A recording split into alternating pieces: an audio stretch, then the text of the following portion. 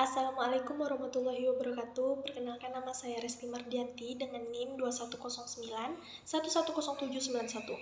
Saya berasal dari kelas A Fakultas Hukum dengan jurusan Ilmu Hukum. Sebelumnya saya berterima kasih kepada Bapak David Rahmadan yang sudah memberikan kesempatan untuk saya dalam membuat video ini. Nah, di sini terdapat 5 materi yang harus kita jelaskan. Ini dia. 5 materi tersebut yaitu 1. Pendekatan sosiologi hukum, 2. Hukum dan moralitas, 3. Hukum dalam konteks perubahan sosial, 4. Teori-teori sosiologi hukum, 5. Realitas penegak hukum atau kasus konkret ya. Pertama, pendekatan sosiologi hukum. Apa sih pendekatan sosiologi hukum itu? Nah, ini dia. Pendekatan sosiologi hukum adalah penelitian bermetode nomologi induktif. Pendekatan ini semakin dikembangkan dan dimanfaatkan untuk menganalisis dan memberikan jawaban tentang masalah keefektifan bekerjanya hukum dalam seluruh struktur institusional hukum dalam masyarakat. Selain itu, ada lagi nih penjelasan dari Mas Rifatun Mahmudah tentang metode pendekatan sosiologi hukum. Ini dia. Nah, bisa kalian lihat bukan? Selanjutnya, kita ketahui lagi nih pendekatan sosiologi hukum menurut Mas Rifatun Mahmudah. Terdapat 3 bagian, yaitu 1. Pendekatan teoritas, yaitu merupakan pikiran atau pola pikir yang mendasarkan semuanya dari teori-teori yang ada sebagai landasan tindakannya. 2. Pendekatan normatif, yaitu merupakan pendekatan yang memandang agama dari segi ajarannya yang pokok dan asli dari Tuhan yang di dalamnya belum terdapat pemikiran manusia. Pendekatan ini berdasarkan bersifat tekstual dan kurang memberi ruang terhadap kontekstualitas pemikiran. Dan ketiga, pendekatan sosiologis, yaitu merupakan pendekatan atau suatu metode yang pembahasannya atas suatu objek yang dilandaskan pada masyarakat yang ada pada pembahasan tersebut berdasarkan perkembangan ilmu pengetahuan kontemporer. Ilmu ini digunakan sebagai salah satu metode dalam rangka memahami dan mengkaji agama. Kedua, hukum dan moralitas. Apa sih hukum dan moralitas itu? Nah, ini dia. Yang pertama, hukum nih. Kita harus tahu, hukum itu adalah peraturan baik yang tertulis maupun tidak tertulis. Dimaksudkan untuk dipatuhi oleh segenap masyarakat dan memiliki sanksi bagi yang melanggarnya. Sedangkan yang kedua, moralitas. Moralitas ini suatu kehendak manusia yang ingin melakukan sesuatu yang diproses melalui hati nurani. 3. Hukum dalam konteks perubahan sosial. Apa sih hukum dalam konteks perubahan sosial itu? Ini dia. Nah, pada gambar ini, hukum dalam konteks perubahan sosial terdapat yang pertama, solidaritas sosial, yaitu merupakan wujud kepedulian sesama kelompok atau individu yang menunjukkan pada suatu hubungan antara individu dan kelompok berdasarkan kesamaan moral kolektif, kepercayaan yang dianut dan diperkuat oleh pengalaman emosional. Kemudian, dalam solidaritas ini, solidaritas sosial dibagi menjadi 2 bagian, yaitu mekanis dan organis.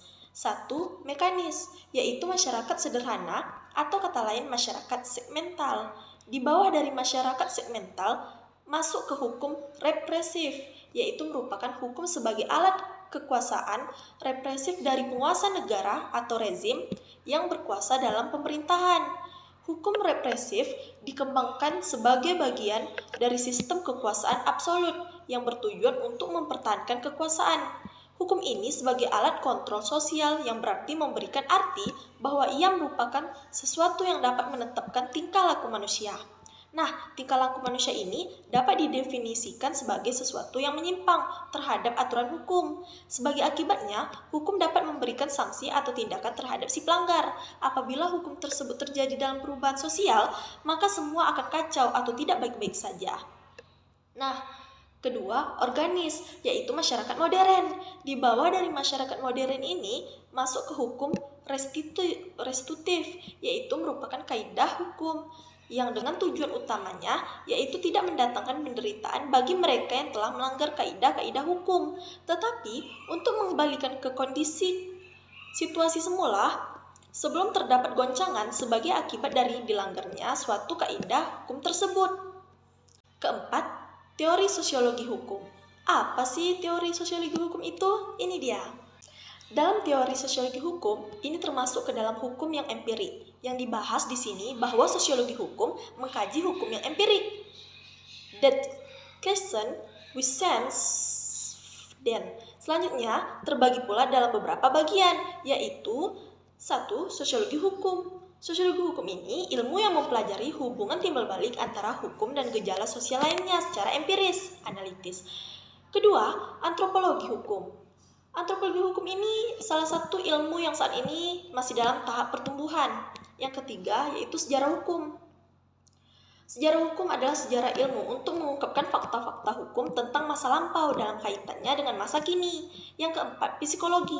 Psikologi hukum ini adalah cabang ilmu pengetahuan yang mempelajari hukum sebagai perwujudan dari berkembangnya jiwa manusia. Nah, yang kelima, perbandingan hukum. Perbandingan hukum ini adalah suatu disiplin ilmu hukum yang bertujuan menemukan persamaan dan perbedaan serta menemukan pula hubungan-hubungan erat antara berbagai sistem-sistem hukum. Nah, yang kelima, ini yang terakhir nih, realitas penegakan hukum atau kasus konkret. Kita ambil contoh ya, apa sih itu realitas penegakan hukum? Kasus konkret ini ya, ini dia.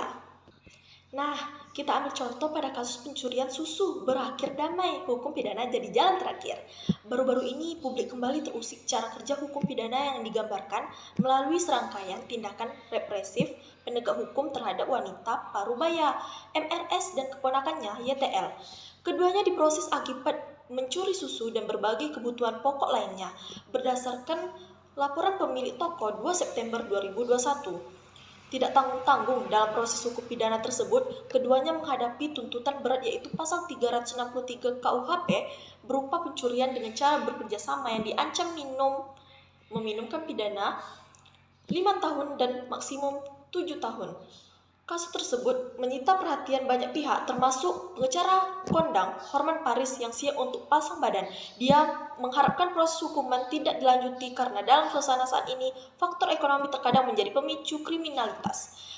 Penanganan seharusnya menggunakan jalan yang lebih humanis. Nah, sekian dari penjelasan saya tentang 5 materi tadi. Mohon maaf apabila ada kesalahan karena kebenaran hanya datang dari Allah Subhanahu wa taala dan kesalahan hanya datang pada diri saya sendiri. Wassalamualaikum warahmatullahi wabarakatuh.